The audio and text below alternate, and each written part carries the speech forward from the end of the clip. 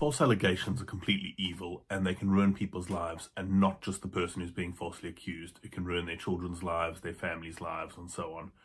So today what I want to do is I want to go through 8 reasons why false allegations are used in family court and give you a bit of an overview of some of the strategies people use when falsely accusing people. So we'll go through 1 through 8. Number 8, I would say, is the most sinister one, and it's one that if you're not aware of, you really should be. But yeah, with that being said, let's jump into 8 reasons why false allegations are used in family court and how they're used. So the first way and reason they're used is for custody and access disputes, so for children. So for example, if a mother falsely accuses a father of neglect or abuse, it can have various impacts. This could lead to things like non-molestation orders, where the father can't actually have contact with the mother or see the children. It could lead to restricted visits for the children, or it could lead to them losing access entirely. So it's just a way that the accuser can make sure that they get the upper hand when discussing custody. And when it comes to final custody hearings, those accusations will be taken into account by the judge to say, oh, well, she says he's abusive, so I'm not going to award him as much time with the kids or any time with the kids. So the second way and reason is gaining financial advantage. So if a case of abuse gets put against you, when it comes to things like distributing assets or doing your financial orders, a judge may take that into account and think, okay, this woman is saying this man abused her, she was a victim of abuse during the relationship, therefore I'm going to award her more assets. And it means the split of assets when it comes to financial orders might not be equitable because they're taking into account that she was the victim of abuse.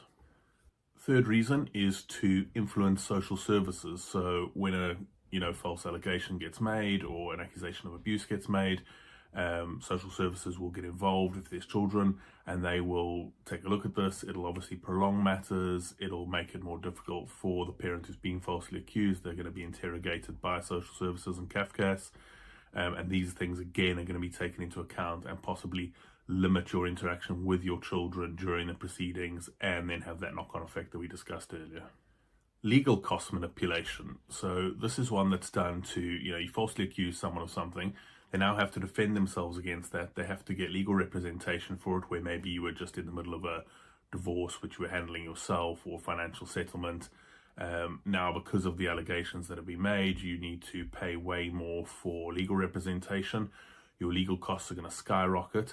And what they'll do, coupled with this, is they'll try to drag things out along with the accusations to really force you to pay through the nose for legal representation, drain you of all resources, and make it more likely that you'll want to take an unfair settlement because, you want it over and done with, because you are literally getting drained of everything you have. Creating a narrative. So this is one where the accuser wants to create this narrative that they're reliable, they're the good parent, you are terrible, you're an abuser. So with the false accusations, they hope to kind of skew the court's view of you that they are definitely more reliable, they're definitely the one who should have a main interest in the children, you are terrible, you're abusive, you're neglectful. So when it comes to the court looking at kind of psychological aspects and behavioral aspects of the parents, they're more likely to then skew towards the accuser because they'll see them as more reliable because of the accusations against you. So a very big one is deflection. So if you're in a relationship with an abusive partner, let's say your wife or girlfriend is abusing you, and you go to court for, whatever, access to the kids or financial or divorce, whatever it might be, they will accuse you of being an abuser to deflect away from the fact that they were an abuser. So they'll get in there first, they'll make these accusations, and obviously given the systemic biases that exist in family court and in our society today around, men being perpetrators and women being victims, their accusation against you as a man will carry more weight than vice versa. So second last one is step skipping. As soon as someone brings in abuse into it and falsely accuses you of abuse, it means a couple of things change in the way the court process works. Mediation is off the table, so they won't expect them to mediate with their abuser, so you'll no longer have to attend mediation. This is something that can get used when they don't want to mediate and they're trying to push for the best possible thing they can get, thinking that they can control this narrative and get more out of you. It also means that when it comes to final hearings like financial orders or things, they don't have to directly engage with you because of claims of abuse. There has to be a third party that will have to engage with you on their behalf. So it's just a way of manipulating the process and controlling that.